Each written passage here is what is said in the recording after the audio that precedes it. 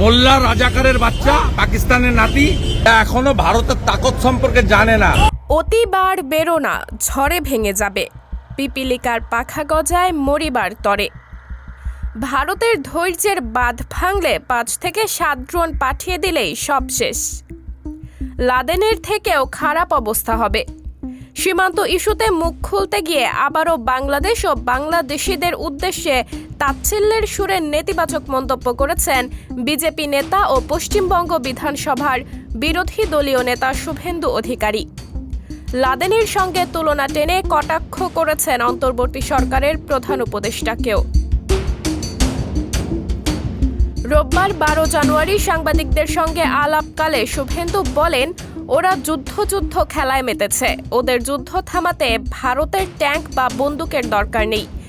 কলকাতার fort William থেকে 4 থেকে 5টি ড্রোন পাঠিয়ে দিলেই সব খেলা শেষ হয়ে যাবে।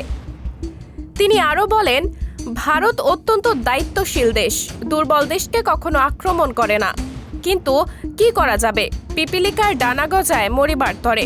ওরা জানে না আমাদের বিএসএফ বা সেনা পাঠানোর দরকার হবে না। ওরা জানে না ভারত এখন ড্রোনে কত উন্নত। যদি ভারতের ধৈর্যের বাঁধ ভাঙে তাহলে গোটা 5 ড্রোন পাঠিয়ে দিলেই ওদের কাজ শেষ হয়ে যাবে। এখানে ফোর্ট উইলিয়াম থেকে প্রেস করবে, ওখানে ধপাধপ চলে যাবে। অন্তর্বর্তী সরকারের প্রধান উপদেষ্টা শান্তিতে নোবেলজয়ী অর্থনীতিবিদ ডক্টর মোহাম্মদ ইউনুসকে উপহাস করে শুভেন্দু বলেছেন, ইউনুসের অবস্থা ওসামা বিন লাদেনের থেকেও খারাপ হবে।